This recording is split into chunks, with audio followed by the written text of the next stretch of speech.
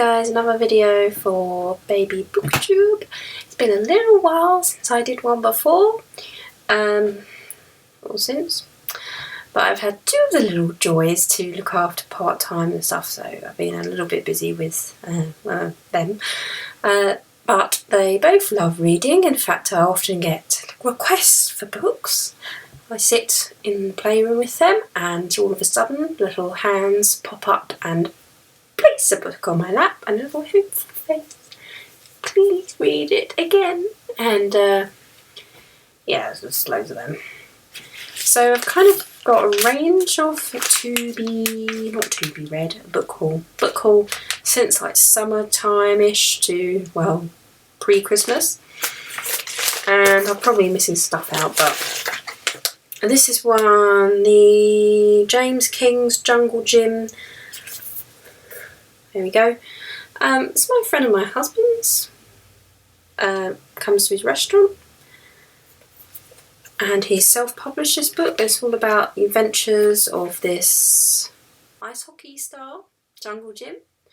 And he received a tattered map and a cry for help. In the post, he sets off on a rescue mission that would change his life forever. And he ends up having an adventure in the jungles of Borneo. Obviously, this is slightly older reading material, but it's one, again, I sort of hope that my son will get into when he's older. And because it'll probably be more fun for him. So that's that. I've got some Roald Dahl, The Complete Adventures of Charlie and Willy Wonka. Again, another book classic. A little bit old, but we are kind of collecting books that we hope to be reading in bed to him within the next few years. And, you know, I'll probably read them myself, to be fair. So, what else we got? Along the older children books, Harry Potter and the Half-Blood Prince.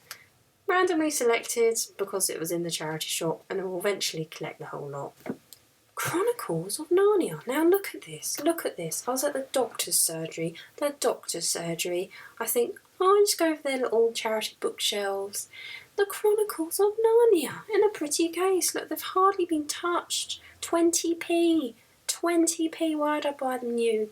And they're really pretty. They've got all this gold stuff. And I'm looking forward to reading those to him. I mean, I loved the movies as a kid, and they're kind of not too old within the next few years, but they're quite exciting. So I was really happy with that. Back to my child's actual sort of reading level. Little Panda. This is kind of velvety. I don't really know what it's about yet, but it's time for Little Panda to take a nap. He wants to explore the forest instead. Soon, though, Little Panda begins to feel sleepy. Will he be able to find a cosy place to nap before night time? So, I haven't actually tried this yet on my child. But you can see, I think the illustrations are really nice. And they should help children go to sleep. So I will be trying that. Maybe I'll use it for my read-along. But he might object because he's at that awkward age where he just throws everything away. Like, no, I'm bored, I just want to play. Although he still likes his books, he goes, oh, halfway through it. Oh, I want the other one now, Mummy. Elvis the Camel. Who's that by? Barbara Devine? I thought it should be Divine then, shouldn't it? The Giant Barbossa and Dwarfland. I don't know where these books come from. It's probably got pop-ups. Baby's a bit young for pop-ups. He's just over 1 now. So he'd probably try and just go.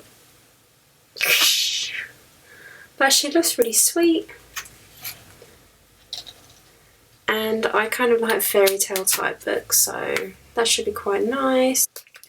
Standard nursery rhyme book. I know a lot of nursery rhymes.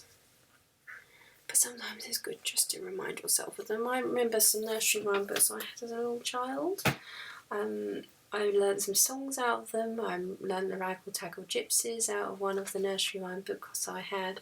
Can I remember what it was called? No, but there was all sorts of little poems and songs in there. And I just remember the little illustrations, and I just think they're a nice thing to have, a little treasury as a child ages, and they can I think some children like at a certain age to start trying to memorise their own little poems and tales and sing them themselves, so I think they're quite good to have. Beatrix Potter Treasury, probably another thing my husband picked up. But it's got like all the, you know, it is Beatrix Potter. I mean, I don't need to sell Beatrix Potter, do I? Not really. But I still have a little collection. It's not on my bookshelf. It's probably in my baby's room or somewhere. Actually, no, it's next door at my parents' house. And it's like the little tiny white books. And it's so cute. And I had them as a little child, and I've probably scribbled in some of them, and so I've kept them to pass on to my baby. And I haven't read those, well, I have read those to him when he was smaller, but not in this house. But I thought it's probably a good idea to have another edition, which isn't a particularly precious edition, so when he's young, well, younger, Carl's not going to be younger, is he? But as a younger child, he'll be able to look at them a bit, and I'll be able to just read from them, and if it gets a bit damaged, it doesn't matter. When he's a bit older, then I'll introduce the nicer ones, because they're more of a collection and they're a complete set, and they're all the same, so I probably won't be letting little tiny pinkies rip all the pages like he has on his favourite What the Ladybird Heard book, which I have a video reading to him, and he's ripped the page out at the back at last. He clawed it every time, so I had to sellotape it back in. So I won't really be letting him play with all the precious books. So that's pretty much it for the book haul.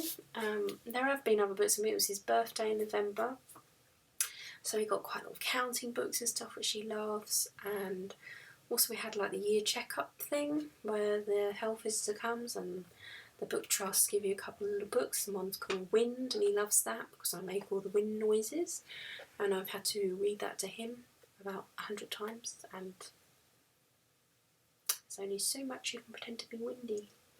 But it's quite windy outside at the moment, so I think he's starting to like connect the dots a bit, like the wind on the leaves in the book and the trees outside and the swaying leaves, and he's really into leaves and trees at the moment.